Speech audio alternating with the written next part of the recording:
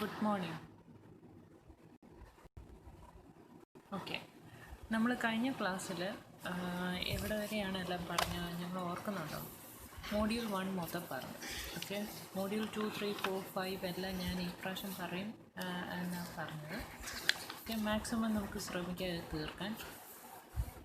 Okay, formation of a company. അപ്പോൾ formation of A കമ്പനിയെക്കുറിച്ച് പറയുമ്പോൾ നിങ്ങൾ ഈ എഴുതിയ നോട്ട്സ് നോക്കിയാൽ മതി. വളരെ നട്ഷലായിട്ട് ഞാൻ എഴുതിയ കാര്യങ്ങളായിട്ടാണ്. ഓക്കെ, എന്താണ് ഫോർമേഷൻ ഓഫ് കമ്പനിയിൽ നമുക്ക് വേണ്ടി വരുന്ന സ്റ്റേജസ്, അതിനെക്കുറിച്ചാണ് പറയുന്നത്. Number 1 is promotion. There are 4 stages which is involve in A company formation. ഒരു കമ്പനി ഫോം ചെയ്യണമെങ്കിൽ 4 സ്റ്റേജ് വേണം. ഓക്കെ, എന്തൊക്കെയാണ് 4 stage?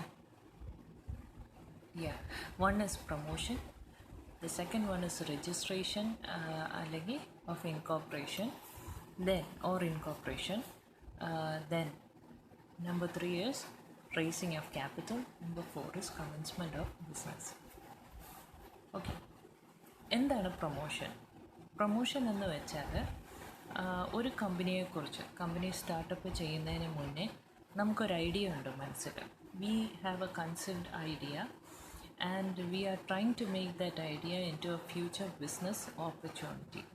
How can we develop it into a future business opportunity? We have to study on it, അല്ലേ? Feasible study എല്ലാം നടത്തിയിട്ട് അതെങ്ങനെ ഉണ്ടെന്ന് അറിഞ്ഞിട്ട് വേണം നമ്മൾ യൂഷ്വലി ഒരു ബിസിനസ് സ്റ്റാർട്ട് ചെയ്യുന്നത്. അപ്പോൾ ബിസിനസ് സ്റ്റാർട്ട് ചെയ്യുമ്പോൾ നമ്മൾ എന്തെല്ലാം കാര്യങ്ങളപ്പോൾ അതിനു വേണ്ടി ശ്രദ്ധിക്കും? ഒരു ഇൻവെസ്റ്റിഗേഷൻ നടത്തും. അതാണ് ഞാൻ ഫീസിബിലിറ്റി സ്റ്റഡി എന്ന് പറഞ്ഞത്. ഈ മാർക്കറ്റിൽ ഈ ബിസിനസ് വിജയിക്കുമോ, എത്രത്തോളം ഈ ബിസിനസ് ഈ മാർക്കറ്റിൽ നിലനിൽക്കാൻ കഴിയും, അതിൻ്റെ നേച്ചർ എന്തായിരിക്കണം, ഓക്കെ, എൻ്റെ ഐഡിയ അനുസരിച്ച് എന്തൊക്കെ റിസോഴ്സസ് അതിന് അവൈലബിൾ വേണ്ടിയതുണ്ട്, ആ റിസോഴ്സസൊക്കെ അവൈലബിൾ ആക്കാനുള്ള സാഹചര്യങ്ങൾ നമുക്കുണ്ടോ, പിന്നെ ഫിനാൻഷ്യൽ എസ്റ്റിമേഷനൊക്കെ നമ്മൾ ചെയ്യും, എത്രത്തോളം നമ്മൾ ഇതിനു വേണ്ടി ഇൻവെസ്റ്റ് ചെയ്യണം, ഇങ്ങനത്തെ കാര്യങ്ങളെല്ലാം നമ്മൾ നിശ്ചയിക്കുന്നത് ഈ ഒരു സ്റ്റേജിലാണ്. അപ്പോൾ ഈ ഒരു സ്റ്റേജിൽ usually we have an idea and it is our duty to put this idea into a future growing organisation. Okay, അതാണ് ഞാനിവിടെ പറയുന്നത്. പ്രൊമോഷൻ എന്ന് വെച്ചാൽ എന്താണ്? When a person or a group of persons called promoters. അപ്പം the person who is striving for this, അല്ലെങ്കിൽ ഈ idea put up ചെയ്ത് അതൊരു കമ്പനി ഫോർമേഷൻ വരെ എത്തിക്കുന്ന ഒരു വ്യക്തിയാണ് നമ്മൾ പ്രൊമോട്ടർ എന്ന് പറയുന്നത്. അവരെ ഒരു വ്യക്തി ആയാലും ഗ്രൂപ്പ് ഓഫ് പേഴ്സൺസ് ആയാലും we call them as promoters. Okay, when a person or a group of person called promoters take an initiative on a discovery of an idea, okay, of a future business opportunity with a detailed investigation, okay, assembling resources and also with an estimation on financial requirements to give it a practical shape by way of forming company. അപ്പോൾ നമ്മുടെ മനസ്സിലൊരു idea ഉണ്ട്. ആ ഐഡിയയ്ക്ക് നമ്മളൊരു practical shape കൊടുക്കുന്നത് എങ്ങനെയാണ്? നമ്മൾ കുറച്ച് ഇൻവെസ്റ്റിഗേറ്റ് ചെയ്ത് അതിനെക്കുറിച്ച് കുറച്ച് കാര്യങ്ങൾ അറിയും. ആ ചെയ്യാൻ പറ്റുമോ, എത്ര ഫിനാൻഷ്യൽ റിസോഴ്സസിൻ്റെ ആവശ്യമുണ്ട്, എസ്റ്റിമേഷൻ ഒക്കെ എടുക്കും, അതിൻ്റെ വേണ്ടിയ റിസോഴ്സസ് എല്ലാം അവൈലബിൾ ആണോ ഈ ഒരു ബിസിനസ് മുന്നോട്ട് കൊണ്ടുവരാൻ, ഇങ്ങനത്തെ എല്ലാ കാര്യങ്ങളും നമ്മൾ ഉള്ള ഫീസിബിൾ സ്റ്റഡീസ് എല്ലാം നടത്തിയിട്ടാണ് അതിനെ കമ്പനി ഫോർമേഷനിലേക്ക് എത്തിക്കുന്നത്. So this point is called, അല്ലെങ്കിൽ this first stage is called promotion. Okay, and the person who is behind this, അതൊരു പേഴ്സൺ ആകും, ഗ്രൂപ്പ് ഓഫ് പേഴ്സൺ ആകും, അവരെ പ്രൊമോട്ടർ എന്നാണ് വിളിക്കുന്നത്. ഇപ്പം ഫോർ എക്സാമ്പിൾ ഒരു അച്ഛൻ അല്ലെ അമ്മ, ഓക്കെ, നമ്മുടെ പേരൻസ് എന്ന് പറഞ്ഞു.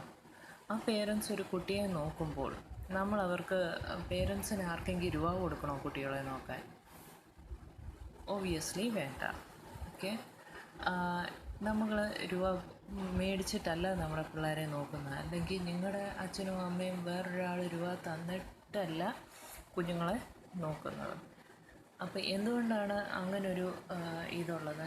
അച്ഛനമ്മ എന്ന് വെച്ചാൽ അങ്ങനെ എന്ന് പറയുന്ന പോലെ തന്നെയാണ് The promoter has a fiduciary relationship with the company. Okay, fiduciary position ആണ്, and it's like a quasi trustee. Okay, അവർ സ്വന്തം പ്രോഫിറ്റിനായിട്ടോ സ്വന്തം ബെനിഫിറ്റിനായിട്ടോ അല്ല ഒരു അച്ഛനും അമ്മയും മക്കളെ വളർത്തി കൊണ്ടിരുന്നത് എന്ന് പറയുന്ന പോലെ തന്നെ കമ്പനിയുടെ അകത്തുള്ളത് അല്ലെ കമ്പനിയെ വെച്ചുകൊണ്ട് ഞാൻ കുറേ രൂപ ഉണ്ടാക്കും എന്നുള്ള രീതിയിലല്ല ഒരു പ്രൊമോട്ടർ മുന്നോട്ട് നീങ്ങാറുള്ളത്. Same as in the case of this example, as I've said, how a parents used to bring up their kids എന്ന് പറയുന്ന പോലെ a promoter brings up or puts all his efforts to make a company into existence അല്ലെങ്കിൽ bring a company into existence. അപ്പം he is not paid for that, but he will be recognized later on. ഇപ്പോൾ പിള്ളേർ വളർന്ന് വലുതാകുമ്പോഴത്തേന് he is not paid, parents are not paid for what they are doing, but how the payment is being given back to ഒരു moral രീതിയിൽ. Usually when they grow up, then when they buy a job or something, അവർ ആ സാലറിയിൽ നിന്നും അല്ലെ അവരൊരു job കിട്ടിക്കഴിഞ്ഞാൽ ആ സാലറിയിൽ നിന്നും they support their parents. So in this way, in the same way, company use to take care of them. Like ചിലപ്പം പ്രൊമോട്ടറിൻ്റെ കയ്യിലുള്ള ഒരു വസ്തു കമ്പനി അങ്ങ് മേടിക്കും രൂപ കൊടുത്ത്. ഓക്കെ, അപ്പോൾ പ്രൊമോട്ടർക്ക് ആ വസ്തുവും വിറ്റ് കിട്ടും, അതിൻ്റെ രൂപയും കിട്ടും. അറ്റ് ദ സെയിം ടൈം കമ്പനിക്ക് വേണ്ടി ഇത്ര എഫേർട്ട് ഇട്ട് പ്രൊമോട്ടറിന് വേണ്ടി നമ്മളൊരു ഉപകാരവും ചെയ്യും.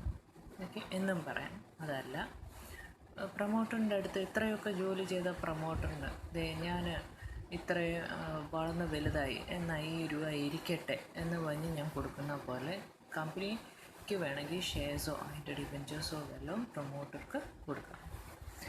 ഇതുമല്ലെങ്കിൽ ഒരു പേരൻസിനിപ്പം മന്ത്ലി ഒരു എമൗണ്ട് പിള്ളേർ കൊടുക്കുന്നു എന്നുണ്ടെങ്കിൽ തന്നെ അതുപോലെ തന്നെ പ്രൊമോട്ടർക്കും ഒരു സാലറി എന്ന രീതിയിൽ കൊടുക്കാം. ഇനി ഇങ്ങനെയല്ല, വേണമെങ്കിൽ പ്രൊമോട്ടേഴ്സിനെ ഫസ്റ്റ് ഡയറക്ടറായിട്ട് അപ്പോയിൻറ്റും ചെയ്യാം. അപ്പോൾ അവർക്ക് വേണ്ടിയ എമൗണ്ട് ഓഫ് ഷെയർസും അവർക്ക് കിട്ടും. At the same time they will be a part of the company because they are the persons who have taken the effort to bring it into existence. അപ്പോൾ അവർക്ക് കൂടുതൽ കാര്യങ്ങൾ അറിയാം കമ്പനിയെക്കുറിച്ച്. അങ്ങനെയുള്ള ഒരു സ്ഥിതിയിൽ അവർ ഫസ്റ്റ് ഡയറക്ടറായിട്ട് അവർ ഇരിക്കുവാണെങ്കിൽ അങ്ങനെ അവർക്ക് വേണമെങ്കിൽ ചിലപ്പോൾ ഒരു ബോണസ് ഷെയറും വേണമെങ്കിൽ കൊടുക്കാം. ഇത്രയൊക്കെ എഫേർട്ടിന് ഇതുകൂടി ഇരിക്കട്ടെ എന്ന് പറഞ്ഞ് നമുക്ക് കൊടുക്കാം. അപ്പം ഞാൻ ഇതൊക്കെ പറഞ്ഞ് ഞങ്ങൾക്കൊന്ന് അറിഞ്ഞിരിക്കാൻ വേണ്ടിയോ വാട്ട് ഈസ് എ പ്രൊമോട്ടർ ഡീറ്റെയിൽഡായിട്ട് നമുക്ക് ഓരോ ക്ലാസ്സിൽ ചെല്ലുമ്പം ഓരോ ചാപ്റ്റർ വൈസ് നമുക്ക് പഠിക്കാം. Next is A registration or incorporation. I wrote it as registration of incorporation. Of അല്ല, ഓറാണ്. രജിസ്ട്രേഷൻ ഓർ ഇൻകോർപ്പറേഷൻ അതെങ്ങനെ? പണ്ട് കാലത്ത് ലൈക്ക് അതിനേക്കാൾ ഒത്തിരി എളുപ്പമുള്ള രീതിയിൽ വർഷങ്ങൾ ചെല്ലുന്തോറും നാടോടുമ്പോൾ നടുവേ ഓടുമ്പോൾ എന്ന് പറയുന്നത് പോലെ ഈ പുതിയ വേൾഡിൽ ഇപ്പം ടെക്നോളജി വളരെയധികം പുരോഗമിച്ചതുകൊണ്ട് നമ്മൾ പുതിയ മോഡ്സ് അല്ലെങ്കിൽ പുതിയ ടെക്നിക്സ് നമ്മൾ യൂസ് ചെയ്യുന്നു. പണ്ടത്തെ സിസ്റ്റം എന്ന് വെച്ചാൽ first we go for A name approval. Name approval will be they will ask for 6 to 7 maximum 6 names നമുക്ക് കൊടുക്കാം. 6 നെയിം കൊടുക്കുന്നതിൽ അതുപോലെ തന്നെ വേറെ നെയിംസ് ഉണ്ടോ എന്നൊക്കെ അവർ ചെക്ക് ചെയ്യും. അത് അപ്രൂവലായി ഫസ്റ്റ് നെയിം ഇല്ലെങ്കിൽ സെക്കൻഡ് നെയിമിലേക്ക് അവർ നോക്കും. സെക്കൻഡ് നെയിം ഇല്ലെങ്കിൽ തേർഡ് സജസ്റ്റഡ് നെയിമിലേക്ക് അവർ നോക്കും. അങ്ങനെ നമുക്ക് 6 നെയിംസ് വരെ കൊടുക്കാൻ സാധിക്കും. അങ്ങനെയാണ് ആദ്യ കാലത്തൊക്കെ ചെയ്തുകൊണ്ടിരുന്നത്. ഓക്കെ, ഇപ്പോഴാണെങ്കിൽ കാര്യങ്ങളെല്ലാം മാറിക്കഴിഞ്ഞിട്ടുണ്ട്. ദെൻ ആദ്യകാലത്ത് വേറെയും ഉണ്ട്. സിഗ്നേറ്ററീസ് ഓഫ് മെമ്മോറാണ്ടം ഓഫ് അസോസിയേഷൻ്റെ സിഗ്നേച്ചേഴ്സ് എല്ലാം വേണം. പിന്നെ ഒരു പ്രൊഫഷണൽസിനെ അപ്പോയിൻറ്റ് ചെയ്യണം. ആ professional should be advocate, chartered accountant, അങ്ങനെയെല്ലാം കുറച്ച് കാര്യങ്ങളുണ്ട്. Then preparation of necessary documents like MOA, AOA, then declaration of the directors, first directors, അല്ലെങ്കിൽ അതിൻ്റെ അഫിഡവിറ്റിൽ ഫസ്റ്റ് ഡയറക്ടേഴ്സ് എല്ലാം സൈൻ ചെയ്തത് സബ്മിറ്റ് ചെയ്യണം. അപ്പോൾ ഇങ്ങനത്തെ കുറേ കാര്യങ്ങൾ ആദ്യകാലത്തെ സ്റ്റേജസിലുണ്ട്, ഇപ്പോഴും അതുണ്ട്. But only thing the difference is it turned as electronically. We don't have to make lot of paper works ഒക്കെ നിന്നു. ടൈമൊക്കെ വളരെ സേവ് ചെയ്തു കാലങ്ങൾ പോയപ്പോഴത്തേക്ക്. ഓക്കെ, ഇനി ഇതിനകത്ത് നിങ്ങൾക്ക് കാണാം 2019 പ്രോസസ്സ് എങ്ങനെയാണ് 2019 ഒരു കമ്പനി ഫോം ചെയ്യുന്നത്. അതായത് അപ്ലൈ റൺ എന്ന് ഞാൻ അവിടെ എഴുതിയിട്ടുണ്ട്. Run means reserve unique name form.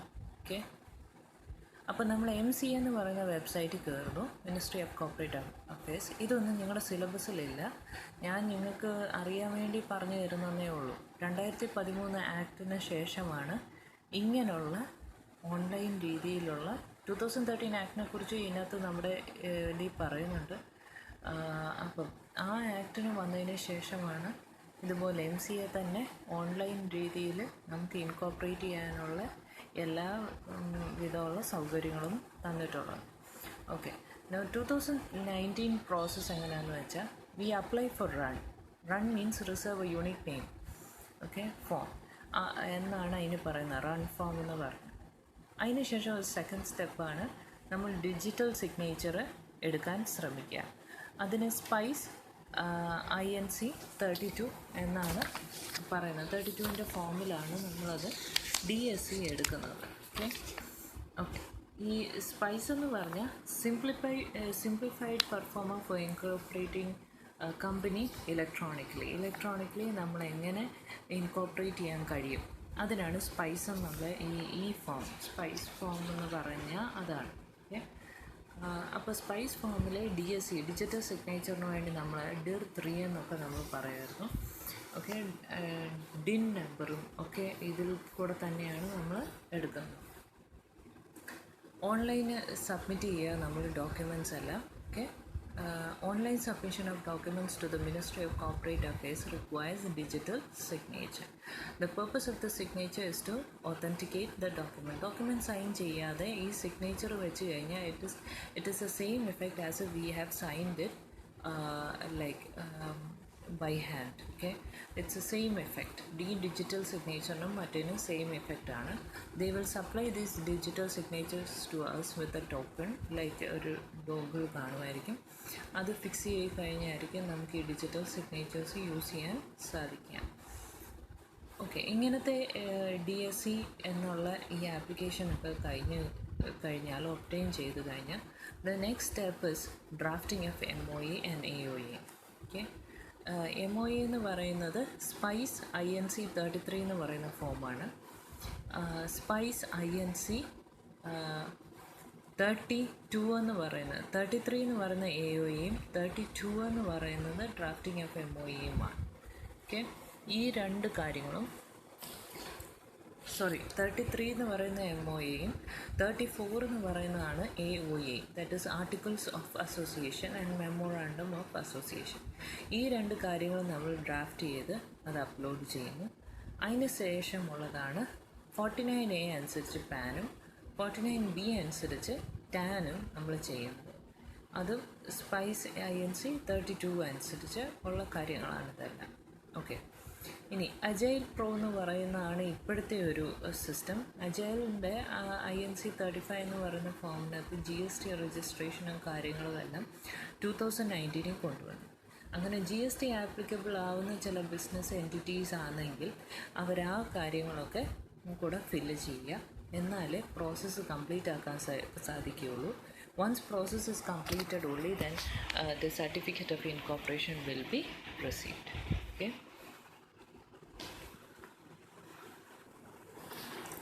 Now ഇതിൽ നോക്കുക, simplified proforma for incorporation of companies. അത് സ്പൈസ് പ്ലസ് എന്ന് പറയുന്ന ഒരു കാര്യം, അവിടെ ഒരു പ്ലസ് കൂടെ വന്നിട്ടുണ്ട്. ഓക്കെ, ഈ ഒരു സംവിധാനം ഇപ്പോൾ സ്റ്റാർട്ട് ചെയ്തത് 23/2/2020 അപ്പോൾ റൺ സർവീസിന് വ്യത്യാസമൊന്നുമില്ല. It is only use for change of name of existing companies. But plus spice plus എന്ന് പറയുന്നതിന് ഒരു 2 parts ആയിട്ടൊന്നാക്കി. അതാണ് ഇപ്പോൾ 2020 ശേഷം, ഫെബ്രുവരിക്ക് ശേഷം ഇങ്ങനൊരു രീതിയിലാണ് MCAയിൽ അവൈലബിൾ ആയിട്ടുള്ളത്. First log on to MCA and click on the MCA services and go for spice plus. Okay, spice പ്ലസ്സിൽ ചെന്ന് കഴിഞ്ഞാൽ they will be like new ആയിട്ട് നിങ്ങൾക്ക് വേണേൽ തിരഞ്ഞെടുക്കാം, അല്ലെങ്കിൽ എക്സിസ്റ്റിംഗ് ആയിട്ട് നിങ്ങൾക്ക് വല്ല ആപ്ലിക്കേഷൻ ഉണ്ടെങ്കിൽ അവിടേക്ക് പോകാം. ന്യൂ ആപ്ലിക്കേഷൻ ആണെങ്കിൽ അതിലേക്ക് പോവുക. അപ്പോൾ നിങ്ങൾ പാർട്ട് എയിലേക്കാണ്, പിന്നെ ഫോമിലേക്കാണ് നിങ്ങൾ പോകുന്നത്. പാർട്ട് എ ഫോം എന്ന് വെച്ചാൽ നെയിം റിസർവേഷൻ ചെയ്യുന്ന for new companies. So whatever your name you have entered in, ഇപ്പം ബ്ലാക്ക് പേൾ എന്നാണ് ബ്ലാക്ക് പേൾ എന്ന് കൊടുത്തു നോക്കുക, and you try to see whether it is available or not. ആ same പേര് മറ്റു വല്ലൊരു അവൈലബിൾ ആണെങ്കിൽ അത് അപ്പം തന്നെ റിജക്റ്റ് ചെയ്യുകയോ പറയുകയോ ചെയ്യും. Then we can go for or apply for another name which is suggested or found out by us. അത് കൊടുക്കുമ്പോൾ ഏത് കൊടുത്താലും അത് ഓക്കെ ആയി കഴിഞ്ഞാൽ മുന്നോട്ടുള്ള പാർട്ട് ബിയിലേക്ക് നമുക്ക് പോകാം. ഇനി പാർട്ട് എ ചെയ്തിട്ട് കുറച്ച് ടൈം അവർ തരും. The limitation of time is 20 days. Within 20 days you have to complete part B.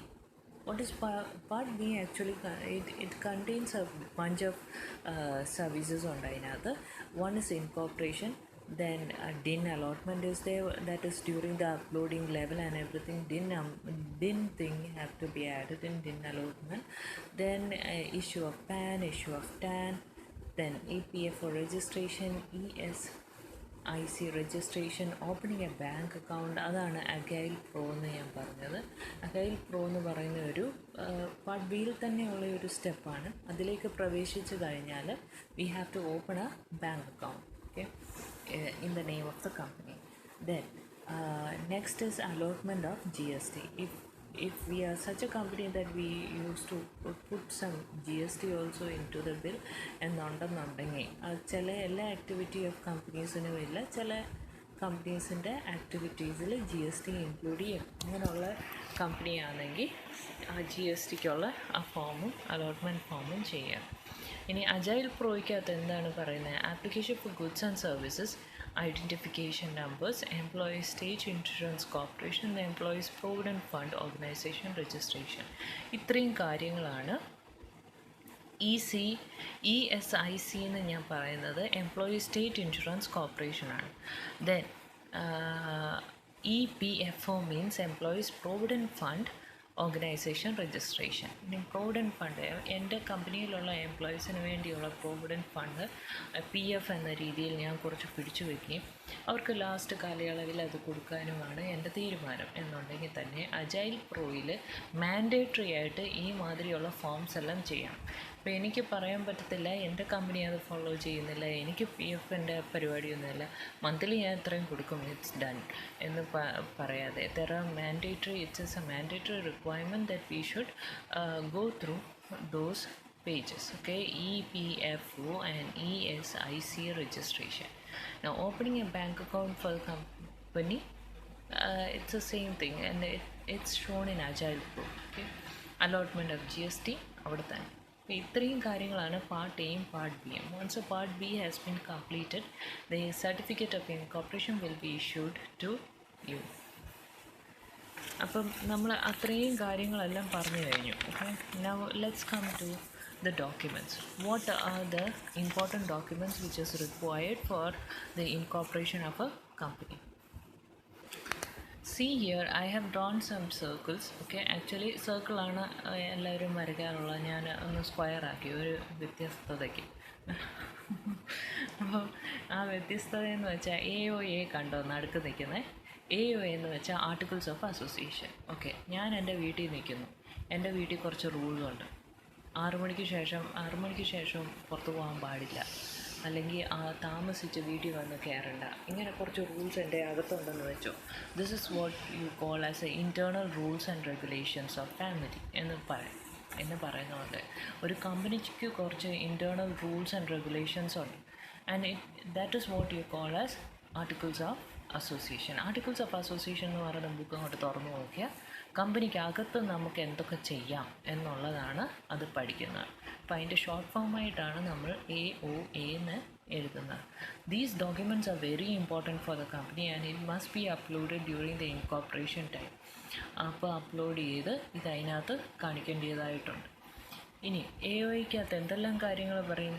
അതിനകത്ത് ഇൻറ്റേർണലി മാനേജ് ചെയ്യുന്ന സർവ്വ കാര്യങ്ങളും അതിനകത്ത് പറയും. AOAയ്ക്കകത്ത് there will be rules and regulations of internal management subsidiary to it is articles of association means it is a subsidiary to MOA. അല്ലാതെ അതൊരു main document ആണെന്ന് മാത്രമല്ല, the main document is MOA, അതിൻ്റെ സബ്സിഡറി ആയിട്ട് നിൽക്കുന്നതാണ് articles of association. No എന്തെങ്കിലും alteration AOAയ്ക്കകത്ത് വേണം എന്നുണ്ടെങ്കിൽ അത് യൂഷ്വലി ഒക്കർ ചെയ്യും. നമ്മൾ മുന്നോട്ട് പോകുന്ന സാഹചര്യത്തിൽ നമുക്കതിന് മാറ്റങ്ങൾ വരുത്തേണ്ട ആവശ്യകത വരുമ്പോൾ for alteration we have to set it for special resolution. Okay, special resolution വഴി മാത്രമേ ഓൾട്ടറേഷൻ AOA നടക്കത്തുള്ളൂ. ഇനി ഇൻ കേസ് ഓഫ് MOA എന്ന് വെച്ചാൽ it is A fundamental chapter of the company. It shows what A company is. It shows what the company is going to do, like what is the object of a company, how wider it can travel. ഈ കാര്യങ്ങളെല്ലാം പറയുന്നതാണ് MOA or Memorandum of Association. Now in this diagram അല്ലെങ്കിൽ a picture you can see that AOA is surrounded by MOA, and the company should stay inside MOA. Can a company travel beyond the MOA? It is very difficult because അങ്ങനെ വന്നു കഴിഞ്ഞാൽ the person who have intended അല്ലെങ്കിൽ who have taken the initiative for such a travel would be punished. Okay, അതൊക്കെ നമുക്കിനി പറയാം. Now alteration എന്ന് പറഞ്ഞാൽ MOAയുടെ it is very difficult. You cannot alter the MOA. ഇനി it determines a constitution and the activities of a company. ഒരു കമ്പനിയുടെ activity എന്താണാവോ ആ കാര്യങ്ങളെല്ലാം പറയുന്നതാണ് MOA. ഇനി എന്തെല്ലാമാണ് MOAയ്ക്കകത്ത് അടങ്ങിയിരിക്കുന്നത്? Can you see here that I have written ROLCA എന്ന് പറയുന്നത്. എന്ന് പറയുന്നത് നെയിം ക്ലോസ്. ഇതെല്ലാം മെമ്മോറാണ്ടം ഓഫ് അസോസിയേഷനിൽ ഇൻക്ലൂഡ് ചെയ്യുന്ന കുറച്ച് കാര്യങ്ങളാണ്. The contents of memorandum of association. Memorandum of association എന്താ? The supreme document of a company, അല്ലെങ്കിൽ ബൈബിൾ എന്നൊക്കെ പറയുന്ന പോലെ. അതിന് അപ്പുറത്തേക്ക് നമുക്ക് സഞ്ചരിക്കാൻ പറ്റില്ല. അതിനകത്തെ കണ്ടൻസ് എന്തൊക്കെയാണ് മെമ്മോറാണ്ടം? ഒന്ന് നെയിം ക്ലോസ്. നെയിം ക്ലോസ് എന്ന് പറഞ്ഞാൽ കമ്പനിയുടെ നെയിമിനെ കുറിച്ചെല്ലാം പറയുന്നു. Now R is a registered clause. Where is a company being registered? അതിൻ്റെ രജിസ്റ്റേർഡ് ഓഫീസ് എവിടെയാണ് എന്നുള്ള കാര്യങ്ങളെല്ലാം നിശ്ചയിക്കുന്നതാണ് registered clause. O is the object. What is the object of the company? Okay, for what purpose it has been formed. Okay, പിന്നെ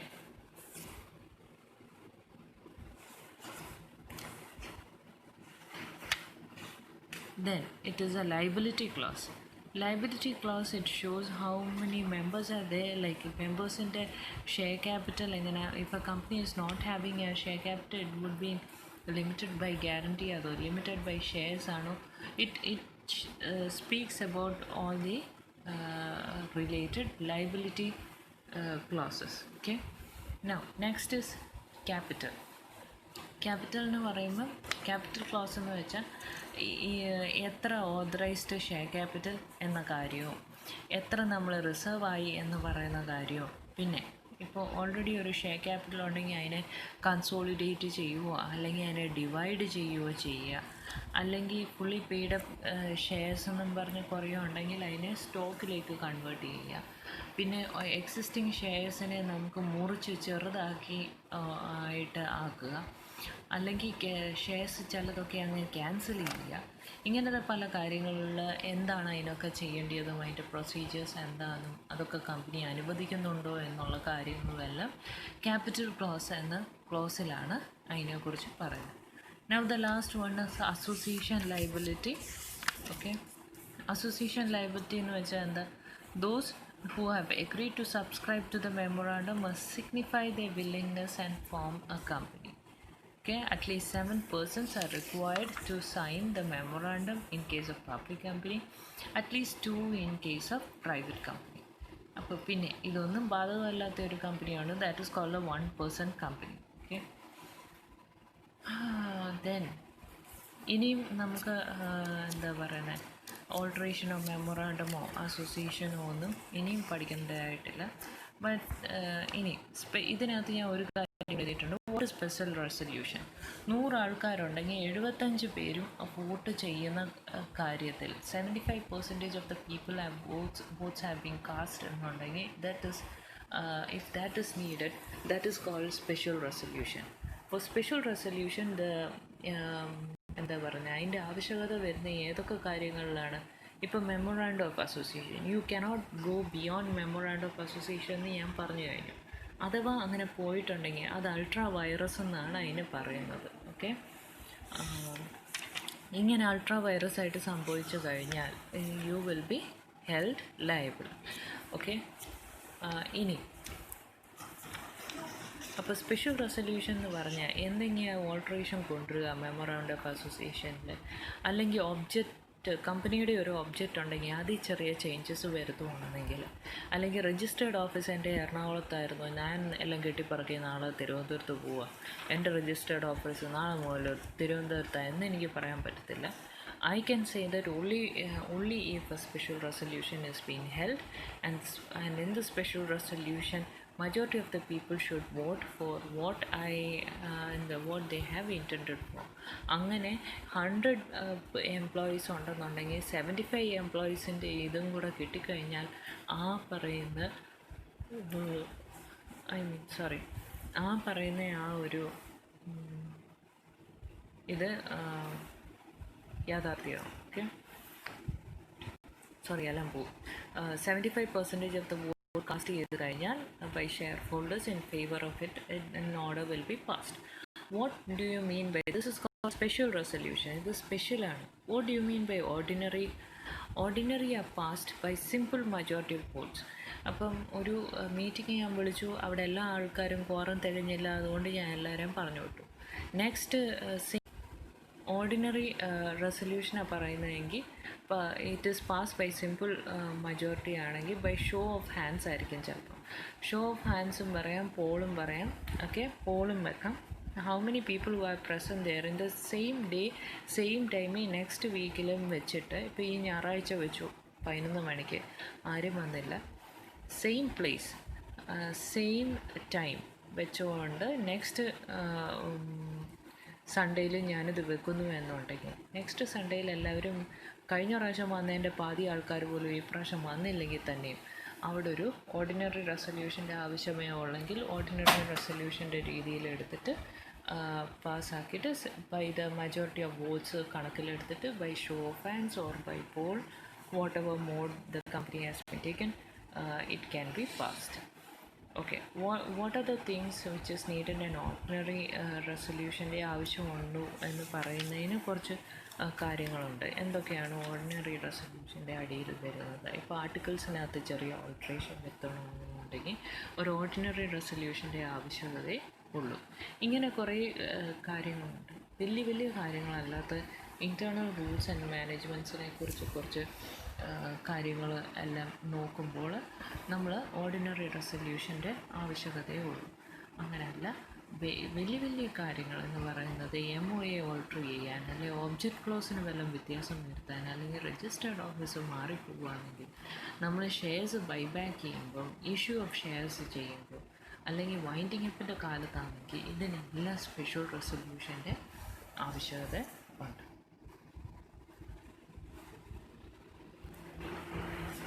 Now let's start with the classification of share capital. ഞാൻ പറഞ്ഞല്ലോ, ഒരു മൂന്നാമത്തെ സ്റ്റേജാണ് ഈ share capital, racing of capital.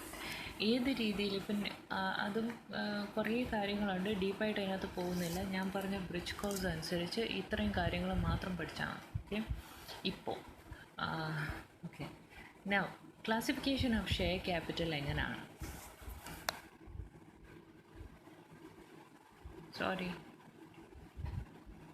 Okay, ഏത് രീതിയിലാണ് share capital classify ചെയ്യുന്നത്? ഇപ്പം എൻ്റെ കമ്പനിക്ക് സ്റ്റാർട്ട് ചെയ്യണമെന്നുണ്ടെങ്കിൽ ഓതറൈസ് ക്യാപിറ്റൽ ഓഫ് 1 lakh കാണണമെന്ന് പറഞ്ഞിട്ടുണ്ട്. ഓക്കെ, അപ്പോൾ അത്രയും ഷെയർസ് ഞാൻ വെച്ചിരിക്കുക, എനിക്ക് പുറത്ത് പബ്ലിക്കിന് കൊടുക്കാം. 1 lakh or 10,000 at 10 each, അപ്പോൾ ഒരു ഷെയറിന് 10 രൂപയേ ഉള്ളൂ. അങ്ങനെ 1 lakh ഷെയർസ് 1 lakhൻ്റെ ക്യാപിറ്റലാണ് ഞാൻ ഓതറൈസ് ചെയ്തിരിക്കുന്നത്, അല്ലെങ്കിൽ രജിസ്റ്റർ ചെയ്തിരിക്കുന്നത്. Now, when I have a 1 lakh rupees അല്ലെങ്കിൽ 10,000 ഷെയർസ് ഉണ്ട് എന്നുണ്ടെങ്കിൽ ഞാൻ കുറച്ച് ഇഷ്യൂഡ് ക്യാപിറ്റലിലേക്ക് വിടും. ഓക്കെ, കുറച്ച് ഇഷ്യൂ ചെയ്യും, ബാക്കി ഇഷ്യൂ ചെയ്യാതെ വെക്കുകയും ചെയ്യും. ഈ ഒരു കേസ് തന്നെ എടുക്കാം. ഇവിടെ 10,000 ഷെയർസ് ഉണ്ടായിരുന്നു, ഒരു ഷെയറിന് 10 രൂപ വെച്ച്, and it comes to 1 lakh. അതിൽ നമ്മൾ ഇഷ്യൂ ചെയ്തത്, പുറത്തേക്ക് പബ്ലിക്കിന് വേണ്ടി ഇഷ്യൂ ചെയ്ത് മണി റേസ് ചെയ്യാൻ ശ്രമിച്ചത് 8,000. 8,000 at 10 rupees each and comes, sorry, I am very sleepy. 8,000 മാത്രം എടുക്കുക. 10,000 8,000 എടുക്കുന്നു. 2,000 ഞാൻ മാറ്റി you can see unissued capital എന്നൊരു കാറ്റഗറി ഞാൻ അവിടെ വെച്ചിട്ടുണ്ട്. 2,000 ഷെയർ. ഓക്കെ, ഈ 8,000 ഷെയറിൻ്റെ എനിക്ക് എത്ര കിട്ടാം? 80,000 കിട്ടും. അതാണ് ഇഷ്യൂ. ഞാൻ ഇഷ്യൂ ചെയ്തത് എല്ലാവരും വന്ന് മേടിക്കണമെന്നുണ്ടോ? ചേട്ടാ എനിക്കൊരു 10 ഷെയറുണ്ട്, ഞാൻ 10 ഷെയറും കാണിച്ചാൽ നിങ്ങൾ 10 പേരും വന്ന് മേടിക്കണമെന്നൊന്നും നിലവിൽ കേസ് അല്ലെങ്കിൽ ലീഗലായിട്ട് നമുക്ക് മൂവ് ചെയ്യാനും ഒന്നും കഴിയത്തില്ല. ഓക്കെ, അങ്ങനെ ആർക്കെതിരെയും ഞാനിത് 10 ചെയ്തു എന്നിട്ട് അവൻ 10 മേടിച്ചില്ല, 8 മേടിച്ചുള്ളൂ എന്നൊന്നും എനിക്ക് പറയാൻ കഴിയത്തില്ല. I have issued 8,000 shares and in that 6,000 people have subscribed it and the rest 2,000 is unsubscribed. So how much it will amount? 6,000 into 10 is 60,000 and 20,000 in 10 is 20,000. No, 2,000 into 10, sorry, that is 20,000.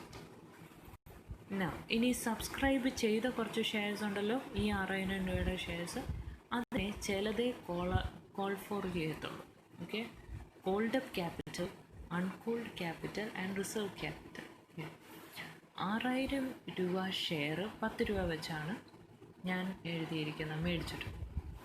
Called up capital എന്ന് വെച്ചാൽ okay, ഞാൻ call ചെയ്യുന്നതാണ്, ബാക്കി ഞങ്ങൾ സൂക്ഷിച്ചു വെച്ചോ, സമയമാകുമ്പോൾ ഞാൻ ചോദിച്ചോളാം എന്ന് പറയുന്ന പോലെ തന്നെ.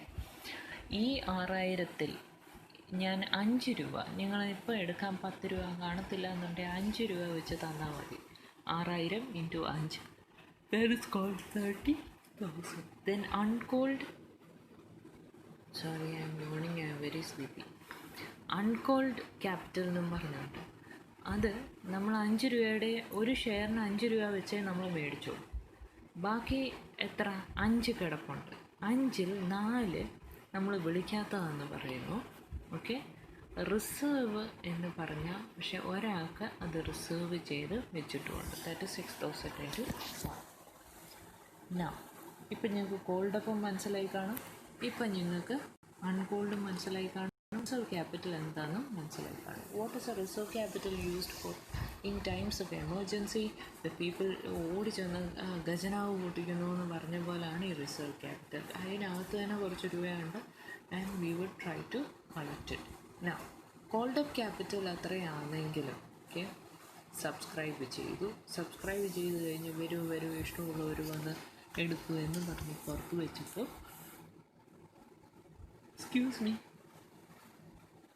പുറത്ത് വെച്ചപ്പോൾ എന്ത് പറ്റി?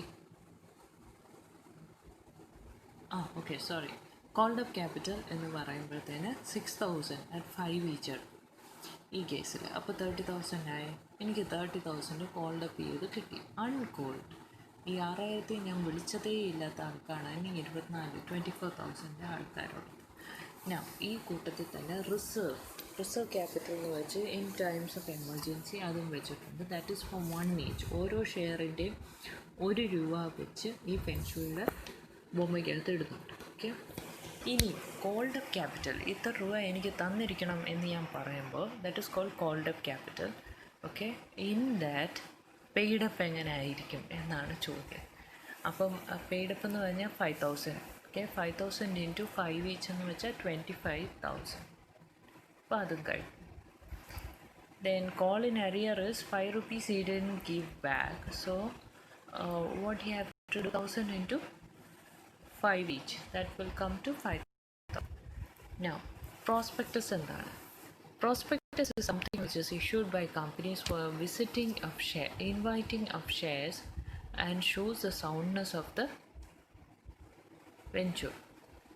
ഓക്കെ, പ്രോസ്പെക്ടസ് എന്ന് വെച്ചാൽ ഒരു കമ്പനിയെക്കുറിച്ച് അറിയണമെന്നുണ്ടെങ്കിൽ പെട്ടെന്ന് കമ്പനിയുടെ ബൈബിൾ എന്ന് പറയുന്ന ബുക്ക് എടുത്ത് തുറന്ന് വായിച്ചാൽ മതി. കമ്പനി ആരാ, എന്തോ, എവിടത്തെയാ, എന്താണ് ചരിത്രം, വല്ല ലയബിലിറ്റി ഉണ്ടോ, അവനെ കട്ടുമോട്ടിച്ചാന്നോ അവൻ്റെ തലയ്ക്കടിച്ച് ചാടിയാന്നോ, ഇങ്ങനത്തെ പല കാര്യങ്ങളും നമുക്ക് കണ്ടാൽ മനസ്സിലാവും. പ്രോസ്പെക്ടസ് എന്നാൽ എന്താണ്? Okay, issued by public companies for inviting the shares. That's true. Private companies അവിടെ നിന്ന് തൊടാൻ പോലും സമ്മതിക്കത്തില്ല. It shows the soundness of the venture. Okay, ഇങ്ങനത്തെ കാര്യങ്ങളെല്ലാം ചേർന്നതാണ് ഷെയർ ക്യാപിറ്റൽ. അപ്പോൾ നിങ്ങൾക്ക് മനസ്സിലായല്ലോ. ആദ്യം ഓതറൈസ് ക്യാപിറ്റലിൽ നിന്ന് കുറച്ചെടുത്തേച്ച് ഇഷ്യൂ ചെയ്യുന്നു, ആൾക്കാരെ നിങ്ങൾ വന്ന് മേടിച്ചോ എന്ന് വെച്ചാൽ. അപ്പോൾ ഈ ഇഷ്യൂഡ് ക്യാപിറ്റലും കഴിഞ്ഞു. Sorry, issued capital and unissued capital. Unissued capital is also kept for the future emergency process. Then issued capital is divided into two, that is called subscribed and unsubscribed, and later on the subscribed married again, and he has got എന്താ പറയുന്നത്, ഈ മൊത്തം രൂപയും 10 രൂപയും തരേണ്ട ഒരു ഷെയറിന് അത് കുറച്ച് തന്നാൽ മതി എന്ന് പറയുന്നു. ഓക്കെ.